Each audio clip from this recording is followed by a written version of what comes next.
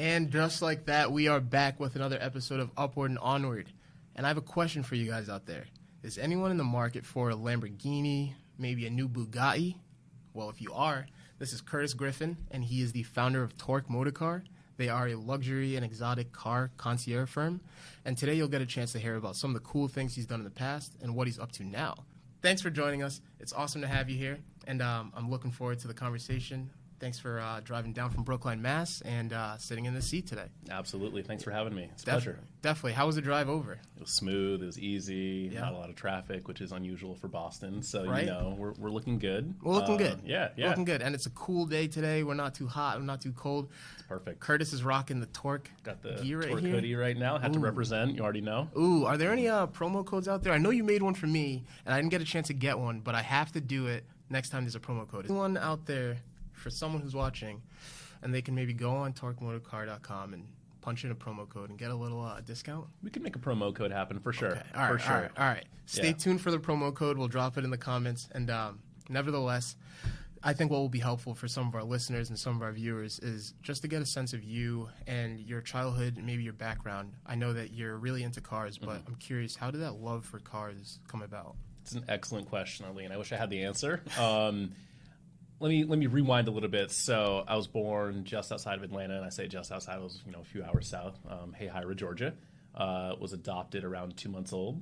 Grew up in a very small town in Maine, and somewhere during that journey, my love for cars, developed. Yeah. I don't know where it came from. Yeah. I don't know, if it's in my blood, my DNA, whatever it is. Yeah. But that love and the passion definitely, came to be as I got older. Nice. There are pictures of me in my little Tykes car at age 2 with my helmet on. So I have no idea where that came from. My family, my parents were not really into cars, I guess. Okay. They just had normal cars, but for whatever reason I was always attracted to, louder, lower, faster, or whatever it is. Anything with an engine, really. Yeah, Love that. That's what's up. So was I growing up. I can't say that I was really into cars, but I definitely appreciated hearing a motor or hearing an engine really just do its thing and sound so beautiful. Yeah. Really. Yeah. But I'm happy that you found a love for something like automobiles and you've made that a part of your business. So I'm curious, as you grew up in Maine and then graduated high school, you went to college and you studied criminology. And you went to the University of Southern Maine, right? Correct. Yes. Nice. How was that experience? What was that like? It was good. It's funny. Kind of rewinding a little bit, I didn't envision going to the University of Southern Maine, USM. I wanted to go out west. My plan was to go to California, go to UCLA. I wanted to run track and field, and then eventually work my way up to the Olympics. Yeah. I grew up playing sports and just kind of fell into track and field and really ended up loving that and wanted to kind of pursue an Olympic career. Yeah. And then, kept getting injured, and it got to the point where, it wasn't time for me to do that. Yeah. But I always had this love for, law and studying crime and understanding, why people commit the crimes they do and, factors that could lead someone to commit a certain crime. Yeah. Whether it's, something more violent or a white collar or whatever that may be. Yeah. And went to school studying criminology and wanted to either, become an FBI agent or a lawyer. Okay. And was like, this is what I'm going to do. I'm going to study this. I'm going to make it happen. Yeah. And, I'd say probably sophomore year, I said, you know what? I don't know if this is for me. I like it. I don't love it. That's fair. And, I just decided that law was not the path that I wanted to go. Yeah. Totally fair. I think that's good that you had that realization and didn't maybe let that go further than it needed to. Because not for nothing, I think what you're doing now is really cool. And I feel like if you're passionate about what you're doing day to day in your business, then you can go further with that as opposed to something that maybe you're not as passionate about. But, Exactly. Yeah. As you were in college, though, and you were studying criminology, were there any courses or any cases that you found really interesting to you or anything that you learned that was oh, wow, I didn't know that? That's a great question. I would say, cases in particular, no, because we studied so many. Oh, yeah.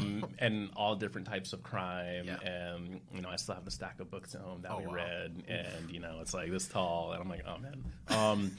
But no, I would definitely say, learning a lot about business law, corporate law was really good. And then criminal law and seeing the side of that as well. And then comparing and contrasting and seeing the differences. Yeah. But understanding, why it is people commit certain crimes and kind of how to predict some of that. So I found that interesting. I loved, my time at school, but nearing the end, like I said, I decided I did not want to pursue a career in law enforcement or law. Yeah.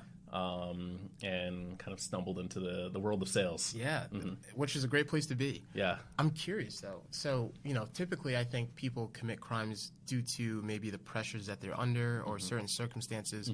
But is there anything that you're familiar with that, like, maybe it's also in some ways, like, hereditary or biological, like that they have a certain characteristic about them that, like, makes them more apt to commit a certain crime? Or is it just more or less really circumstantial? It can be circumstantial as well, and there can be some kind of biological aspects of that as well. So it's cool to kind of like see, what could cause that and who may be, the next criminal. But you never really know. So could be you. No, it was definitely interesting. Yeah. I had a great professors, and really got to immerse myself in that world. And, I still enjoy it, find it fascinating, but it's just not for me in terms of a career. That's fair. Well, I don't know. You did mention, you said you wanted to become an FBI agent, and I feel like if you were an FBI agent, you probably wouldn't tell me. So now I'm a little scared. I'm just joking. Can't say anything. Yeah, you can't say anything, right? Yeah. That's great.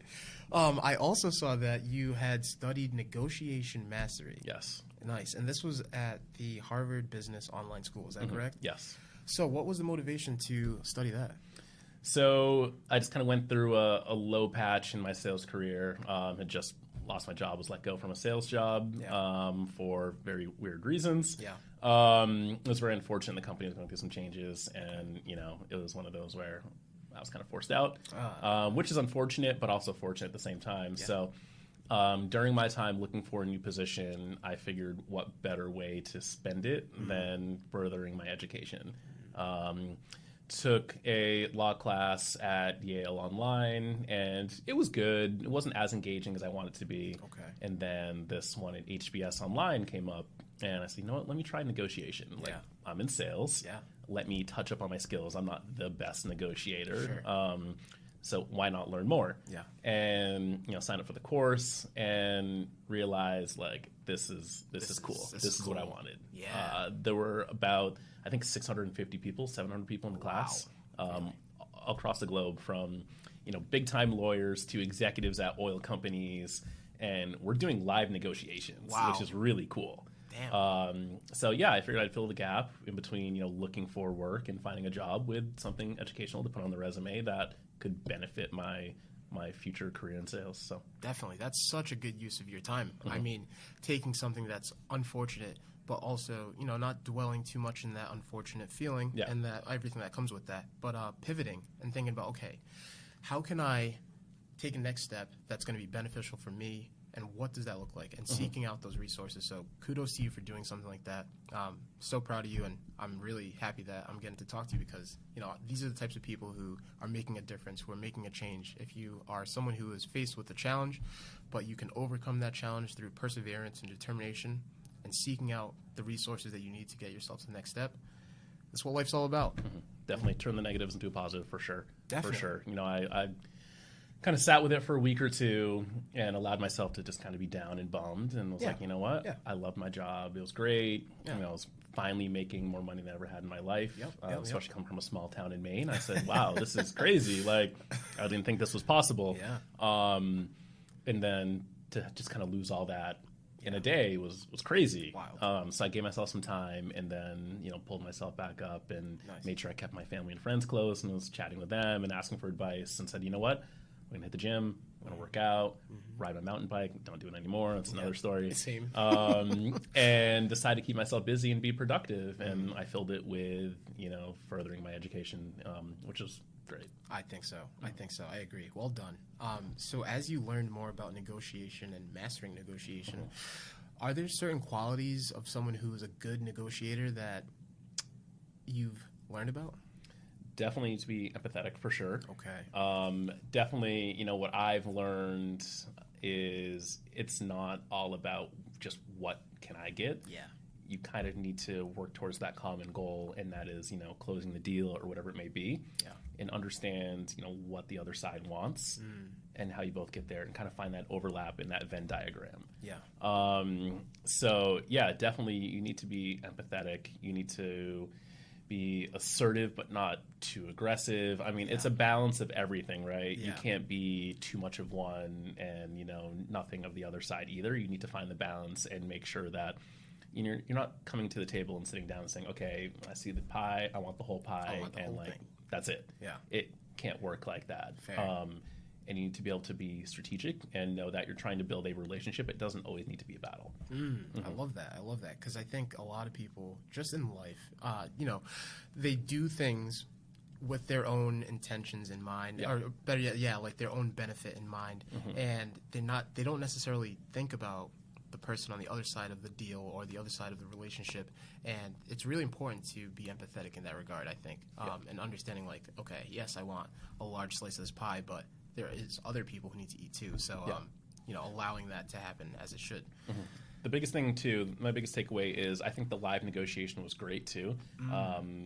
So how does that work? It was cool. You just do it on Zoom. So you get on a Zoom call and then what? And we have a prompt. Okay. And, we are on one side or the other. Okay. A lot of them, I was on the side of trying to negotiate the best possible lease terms for a commercial space because I wanted to build my company in this space, and I was going against the landlord and their attorneys, and the goal was to try to come to an agreement, but not be too aggressive, but not be too passive, and find a way, and really understand what does the landlord want. They want that monthly, yearly revenue coming in, income, whatever. Yeah. I want the space. Yeah.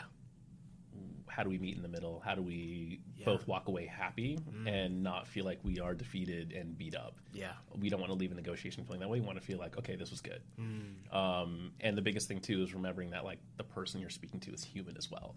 They have things they need to look out for. They may have someone they need to report to, a family to feed, whoever that may be. Just being mindful of that is definitely something I learned from that course. I like that. I like that a lot. Wow, that's going to serve a lot of people well who listen to this. I think, when you're going out there and you're trying to make something happen, you're trying to get a deal done, super important to think about that person's needs too. I maybe wouldn't have thought too much about that prior to this conversation. I would have just been like, oh, I want this, so let's go do it. And this is what I need or I want. Yeah. But hearing that from you is really helpful, just to be conscious about those kind of things. Definitely. That's super important. I mean, I used to think the same way. I was like, okay, I'm sitting down across the table, even the sales, like, all right, my goal is to close this deal. I'm going to close the deal. Yeah. No matter what. Yeah. Which is good to have that, but also you need to be mindful, like I said. So, yeah, no, it's definitely, it was a great course. I recommend it to anyone out there.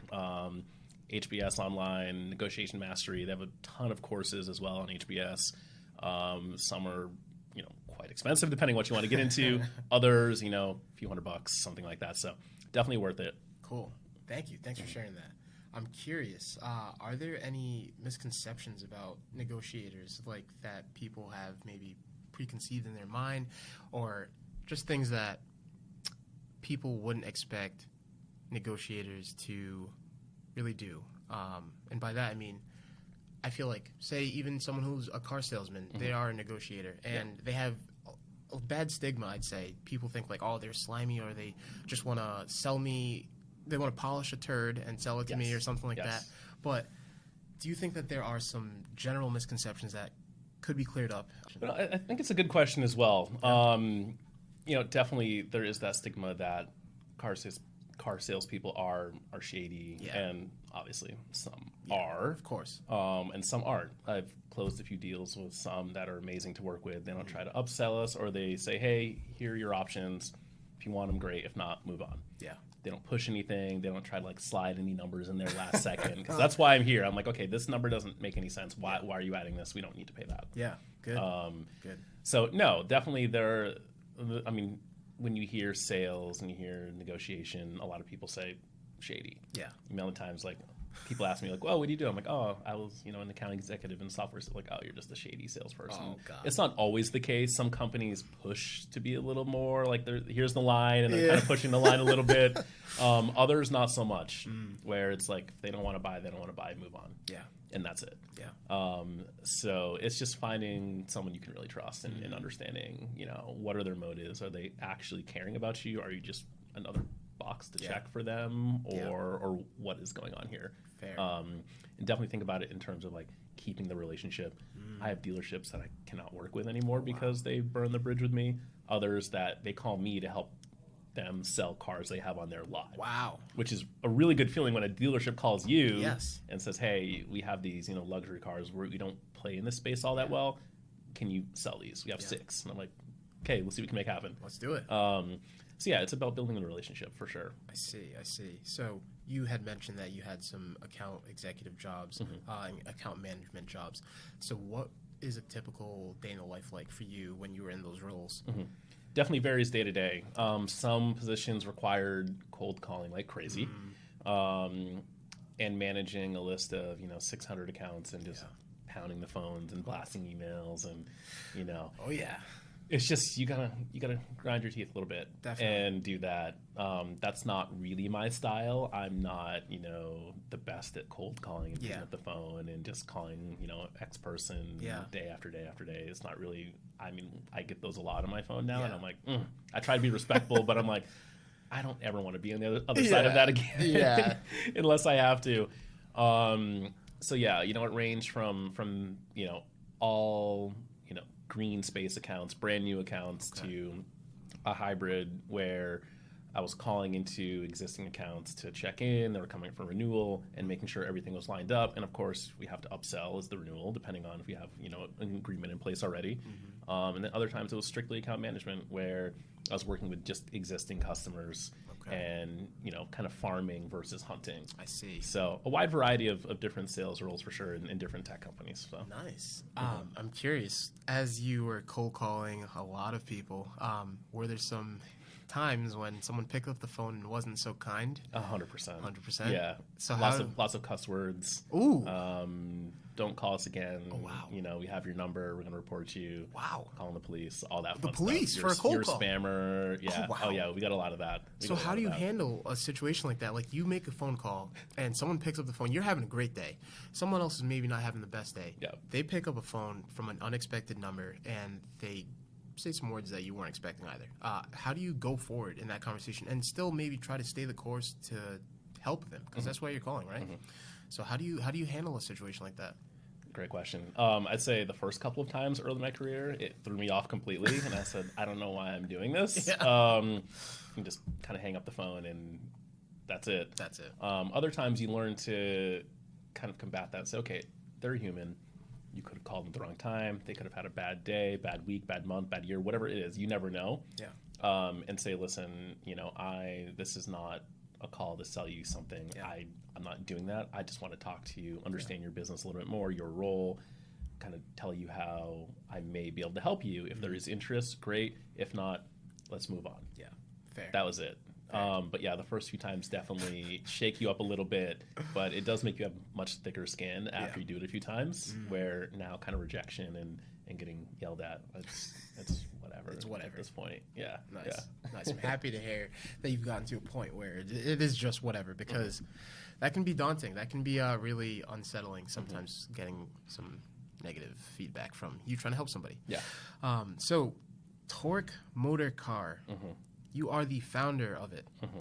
And you guys are doing some super cool things. I look at your Instagram and I look at Torque Motorcar's Instagram and I see these beautiful cars. I see you driving them. I see people doing donuts in the snow. I'm like, this guy is just living life. He's just having fun out here. I'm curious, how did Torque Motorcar begin? And what was the motivation to start it? So got to rewind back to like 2000 and let's say 8 roughly, where a good friend of mine, I'm going to mention the name, Blaine Guido, we started kind of helping people buy and sell Saabs and Volvos. Okay. Really wasn't charging money for this. It was more for fun. We both had Saabs. For those of you who don't know, it's a the company's no longer around. They were owned by GM. They went under, but they were a cool, quirky car brand that was competing with like BMW, Mercedes, Audi, and all of that. And we started doing that and had some fun with it, but it was more of like a weekend thing here and there, and we didn't market ourselves all that well. I think our profile picture on Instagram, on Facebook, was both of our high school senior pictures cropped and then put together as our like page, and it just wasn't. It wasn't good. Yeah, we struggled. It was more just for fun. People knew of us as like the car people. Yeah, and that was kind of it. And then, kind of fast forward, got my license, got my first car, and ended up selling that and pocketing some cash, and then using that to like buy and sell and flip and upgrade each time and go through a variety of cars. And got to the point where I realized I was helping a lot of people with car advice and offering, my 2 cents when they're trying to buy or sell, get a car repaired, find a mechanic, anything like that. Yeah.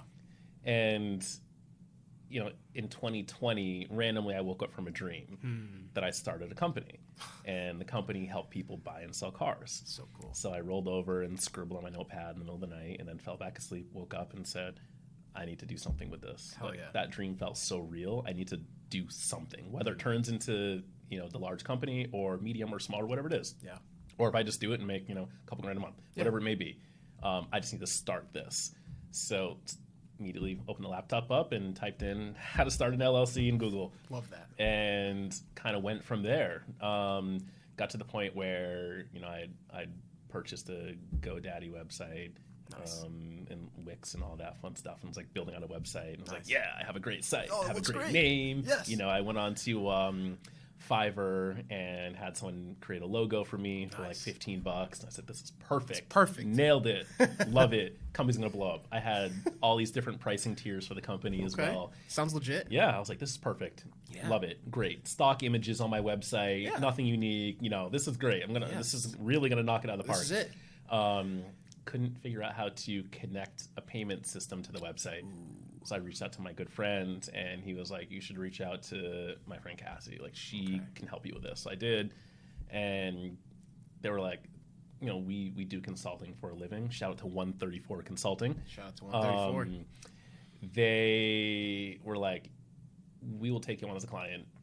You're like family to us, but we need to talk about your website and logo here, because if you want to be, that luxury, exotic, you know, premier brand, it's got to be sexy.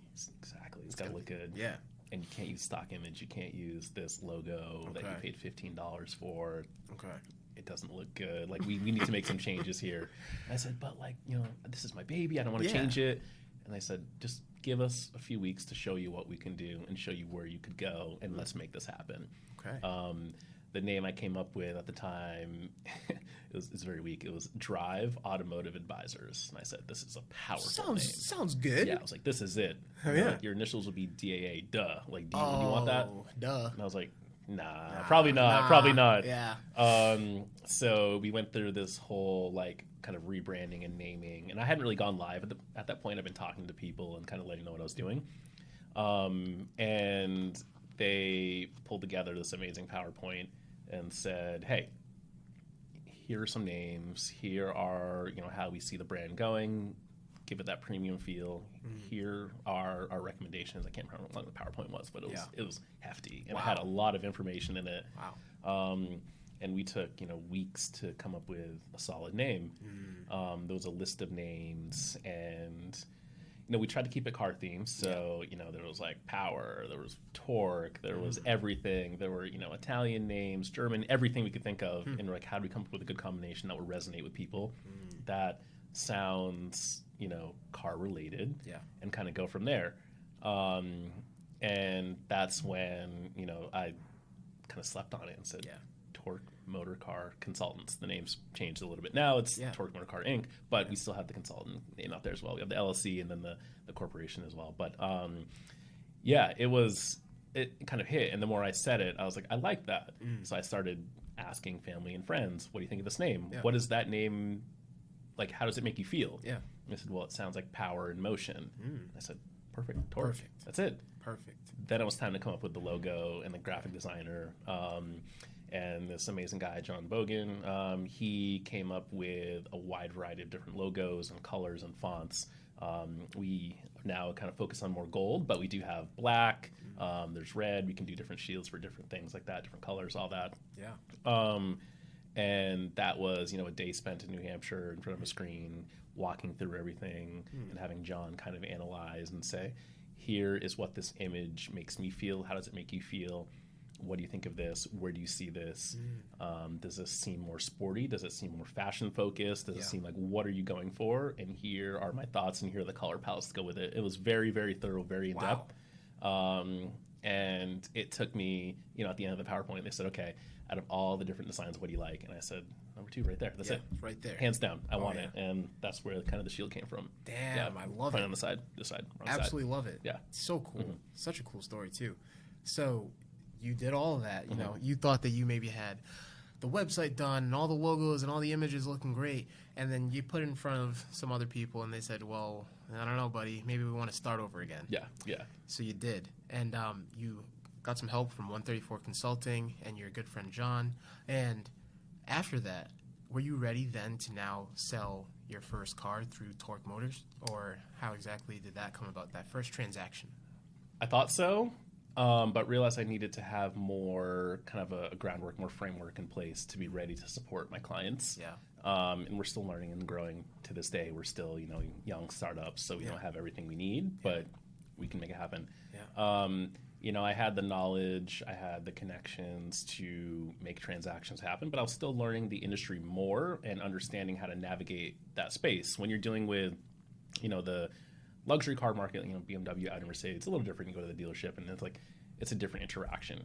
But when you're trying to transact, a 6-figure supercar, and get into the hypercar space, it gets a little stressful. Yeah. And it's a different world. And it took a lot of learning, a lot of navigating, a lot of networking, in order to kind of better prepare myself. And that was, almost 3 years ago at this point. Oh, yeah. My network has changed completely. My skill set's changed. Yeah. I've had the ability to drive the cars, have the cars for a week at a time, and really learn and understand the cars, which has been great. But, yeah, it took, up until, I would say, summer 21, roughly, to get my first client. And it wasn't anything, crazy. It wasn't like a super fancy high-end car, but it didn't matter. It was a great friend of mine, and they wanted to be a client, and they wanted to support my business, and that meant the world to me. Yeah. They're looking to buy their son a new car. Okay. And we ended up finding them, a nice truck. Nice. And that was it. My first client. I said, you go. great, there it is. Yeah. It works. It works, right? It works. Yes. And then after that, word kind of traveled and ended up finding, another client. And then that client told someone else. And then it kind of snowballed from there. And of course, we have our highs and lows here and there as we're still learning and growing. And, but yeah, no, it definitely, I'd say 5 or 6 months after that is when the first client hit. Nice. And, when the check came, I said, oh, this is cool. This is awesome. It worked. Yes.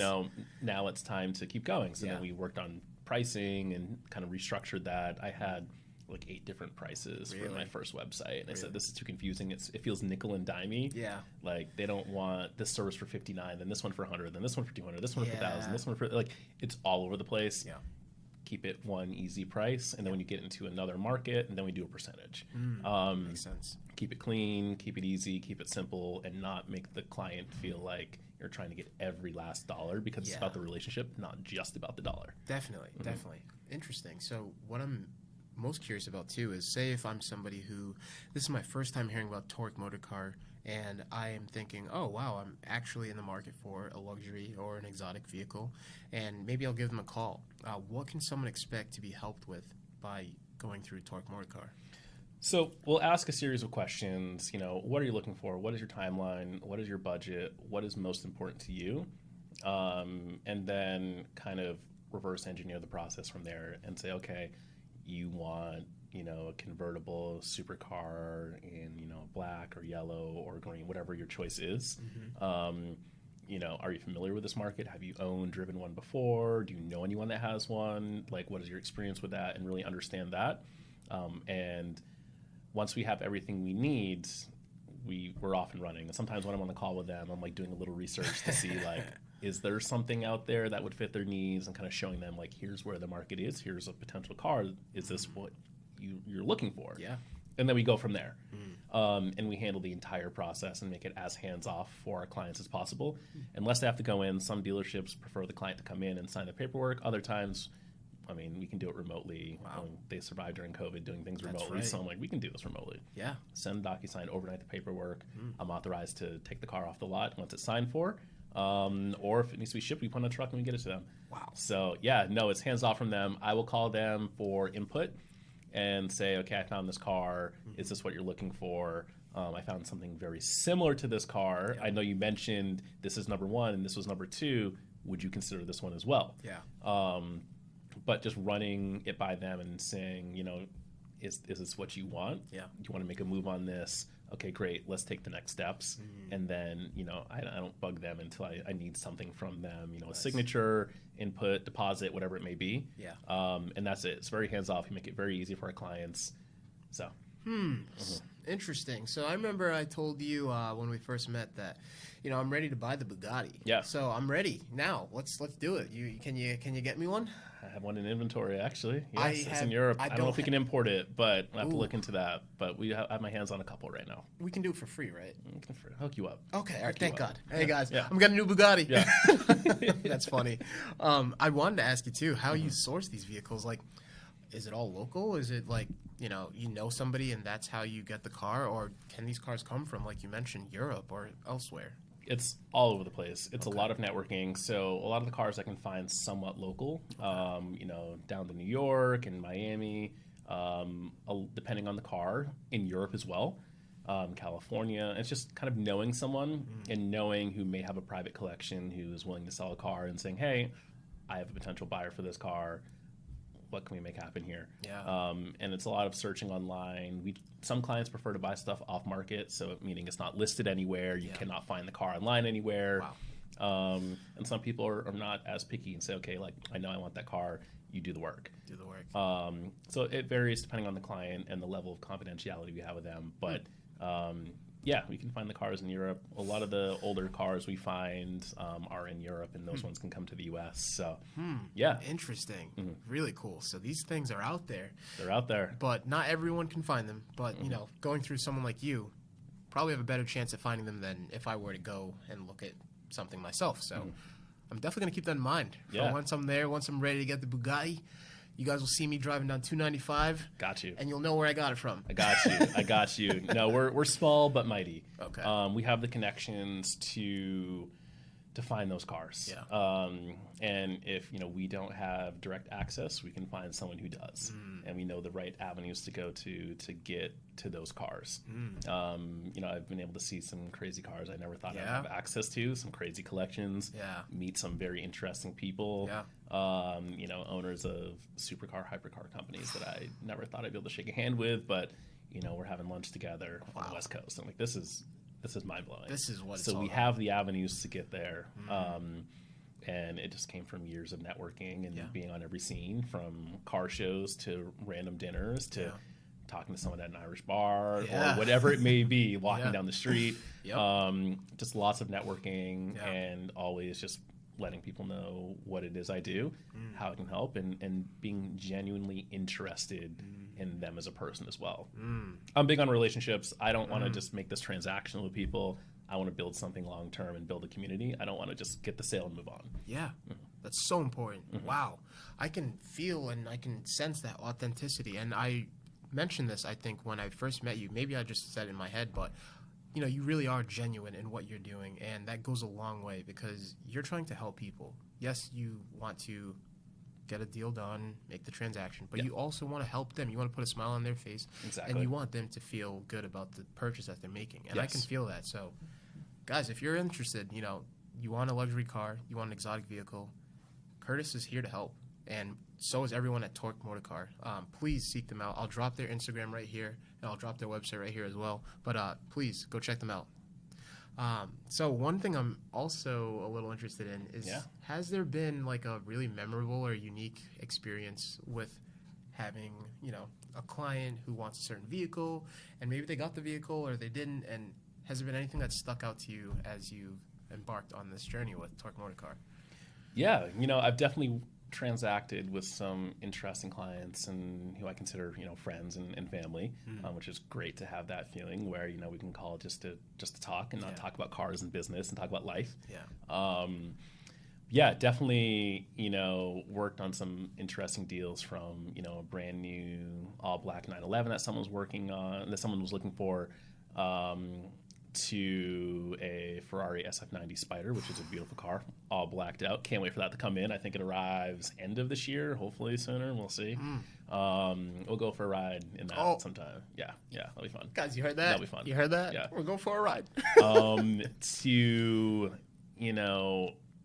an upcoming project, I have a client, a good friend of mine, who he's looking for G-Wagon, G63 AMG, but not just any. He wants to convert it to the Brabus. Wow. So there's different levels to the Brabus, and he wants, a completely, call it murdered out, all black Brabus. So I cannot wait to work on that with him. So that's an interesting one in the future, but yeah. I've had the opportunity to speak with, you guys have watched the show $1 Million Wheels, but I've been connected to those people on the show, and it's, I have their direct number if needed. I can reach out to them and say, hey, I'm looking for XYZ car. So it's cool. I've met some really cool people and been able to transact some cool deals. Hopefully we'll get some with them soon. But yeah, just being around the cars and seeing the smiles and all of that, and see the different types of cars I've had the pleasure of driving, and putting the clients behind the wheel of their dream car, their next car, whatever it may be, next one for the collection. So yeah. Wow. So cool. So cool. I think if you guys haven't by now gone and checked out their Instagram or their website, you should, because there's a couple videos specifically on Curtis's Instagram that are really, really cool. And I want to get there one time and just be somewhere in the mountains where it's snowing. Someone has a Mercedes that they are just absolutely having a lot of fun with and just doing donuts and all these cool things that, I probably wouldn't do myself, but I respect that they do it. We'll get you out there sometime. We'll get me out there? They want to do something again this summer, so we're looking at going back out there. I'm not sure when we're going to make that happen, but the plan is to. Okay. It's in Austria is the game plan. Austria and Germany. Wow. Then potentially Croatia. But next winter, assuming that there's some snow and the planet doesn't get too hot, we can go to the GP ice race. Okay. And where's that? What's that? That's in Austria, in Zelensee. Oh, really? So if you're around, we can make that work. It's a great time. It's a great time. I'm ready. Austria. 2024. We'll make it work. 2024, baby. Yeah, let's do it. No, it's a good time. Shout out to Meistermacher. They're the ones that hooked up that trip, set it up. We were working on some deals with them, and they said, you should come hang with us at the GP Ice Race. He said, all right. So my friend and business partner who were getting on board, we booked our flights and bought our tickets to the ice race and said, let's go. Yeah. And then the ice race was canceled. So we had to come up with a plan B, and Meistermacher said, no worries, we got you guys. Okay. They came up with the Snowy Escapade, which you can find it on my Instagram, on Torque's Instagram. That's where Buddha took his Lamborghini, he was doing donuts in the snow. Basically, it's supercars and exotic cars, luxury cars on snow and ice. GP Ice Race is even more crazy because, you see cars from all over, but Meistermacher is doing an amazing job of setting up something for next year as well. Definitely, if you have the chance, look up the ice race, look up Snowy Escapade, follow Meistermacher, watch all their stories, and stay in touch with all of the events they have coming up, because they can throw some really cool stuff out there. So I can't wait. I'm going to definitely give them a follow after this. I am not familiar, but now that I pieced that together, I really am curious what else they're doing, and thanks for sharing that. Yeah. Thanks for sharing that. So anything else you want to mention about Torque Motorcar before we move on to the next topic? Yeah, I'm excited to see kind of where the brand goes from here. We're getting some momentum, and I feel like I'm becoming more comfortable and uncomfortable at the same time, which is great. Yeah. Learning a lot. I went from an LLC to converting to a corporation, which is a nightmare in itself. It's a process. It's a process. You got to make sure you check the right boxes, because it can throw everything off. So I'm learning. I'm wearing all the hats. I'm wearing, founder, CEO, CFO, HR, you name it, everything. It's great now that I have business partner who's going to come on board and kind of help alleviate some of that pressure and take on some of those tasks. But also an amazing support team, 134, family and friends, and our business advisor, John Chu, who became a colleague of mine in 2017. Okay. We met because he was backing his car into a parking space, and I said, "Who drives that here?" Yeah. Very great car. We started chatting and went from colleagues to friends, and then friends to now business partners and almost consider him family. Wow. He's been a client of mine like 3 or 4 times over, but now he's part of the Torque team. So cool. So excited to see where that goes. Excited to see these relationships grow. Yeah. Excited to get back out there and do some more car-related things this summer. Yeah. Just keep grinding away and keep trying to build the brand up. Hell yeah. Hell yeah. That's awesome. So happy for you, and I can't wait to see all the cool things that you're going to do, because I know that they're going to happen, and I hope you guys are also going to be following along for the journey, because Curtis is going to the moon. I hope so. Yeah. Please like, follow, share, buy some merch, check our website out. Yes. All different kinds on there. Would love the support, and if anyone's looking for anything, we'd love to help. Hell yeah. So I'm curious, just quick little closing here. Yeah. Outside of work and all the cool things that you've done that have been beneficial for your career development, are there things that you enjoy doing in your free time? Absolutely. So getting more into golf again. Oh, nice. Took some time off, but realized it's fun. I enjoy playing it. So getting back out there and doing that. Our mutual friend Tim. Yep. I love go-karting with him and have the chance, so that's really fun. Yeah. But mainly I love going, on walks and keeping it chill. Yeah. Do some traveling, explore, nice. Try new food. Where's your favorite place to eat? Favorite place to eat? I saw that question. It's a tough question. I would say my favorite place to eat, I love a place called Dig. Okay. Really good, like fresh food. Okay. Healthy, but makes you kind of feel like you're not eating healthy at the same time, which is great. But I like a wide variety of food. It doesn't have to be the fanciest place, but I like a good dive bar all the way up to something where you got to dress up a little bit. I mean, I'm not super picky. Depends on the occasion, but I'd say out of all the cuisines, my favorite cuisine might be Italian, I would say. Yeah, I'm going to have to say it's Italian. a solid one. You can't go wrong. The pastas, the breads, the pizza. Big pasta person. Yeah, huge pasta person, so can't go wrong there. Now, as you've grown and you've developed your business, you've developed as a person, has there been anybody who has been instrumental to your growth? Maybe they have been a good role model, somebody who you look to for advice or anything like that? Yes. I would say no one person. I've learned so much from so many different people. Okay. From family and friends, cousins, aunts and uncles, parents, former colleagues, to, clients who are now friends who we hang out and, chop it up on the weekends and stuff like that. So, I don't think there's any one person. I think it's a combination of everyone. I've taken bits and pieces from each person. From some of my biggest clients to my smallest clients. I've learned something from all of them. And, it's kind of helped me get to the next level. I've taken a lot of business advice from some of those people and just general life advice, relationship advice, like everything.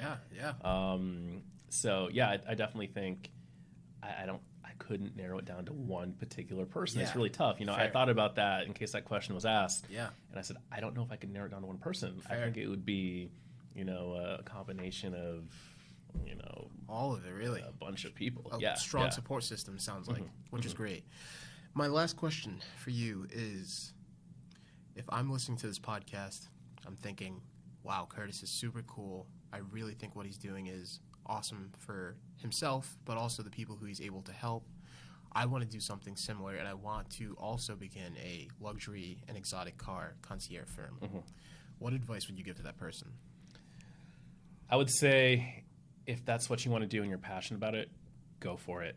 Dive in. Just don't compete with me. No, just kidding. It doesn't matter. No, I think the more the better. I work very closely with many brokers. We're all in the same business. Let's all do it together. I would say dive in. Don't be scared. Do it. It's stressful. It's a lot of work. And be ready to work a lot of hours, to network like you've never networked before at random events. Google is really good. Joyraft is good for the Boston area to figure out what events are going on around you. Find stuff that you're interested in, and just show up. Yeah. Start talking to people, and just make connections, make friends, and go from there. But yeah, dive in. Create that LLC. Yeah. Find your support system. Find kind of your niche and just run with it. Yeah. Go with it. Yeah. It's daunting and intimidating to start something. I remember the first few steps for me personally was just like, am I really doing this? Yeah. Like, how do I do this? I don't know. I'm scared, but you just have to do it. Yeah. And kind of once you get going, it becomes, I don't know if easier is the right word, but you kind of get used to kind of that way of life and everything. Just dive in. Dive in. Know your market, know your clients, know your business. Yeah. And just keep moving forward. Hell yeah. This was great. I think I am not really familiar with cars and the luxury or exotic part of cars, but I hope that you guys were able to take away a little bit of what it's like to be someone like Curtis Griffin, who is a founder of a luxury and exotic car concierge firm, how he can help you. And I hope that through this podcast episode, if you are interested, I'd love to hear if you do reach out to Curtis and you buy something that you enjoy. Curtis, any last words before we get out of here? No, I just want to say thank you. This is great, man. I'm glad we could catch up. I'm glad, we could chat. It's always a pleasure speaking with you. I'm glad we could share, the Torque story with you, and all of the listeners. But yeah, thank you. This has been awesome. I can't wait to do it again. Yes, let's do it again. Would love to, go for a cruise and something sometime soon. We'll figure it out when. We'll go to some car shows. Maybe take out a car for a little bit. But oh man, yeah, would love to make that happen. All right, let's do it. I'm down. Thank you, Curtis, and thank you guys for watching and listening. Thank you. See you on the next one. Peace.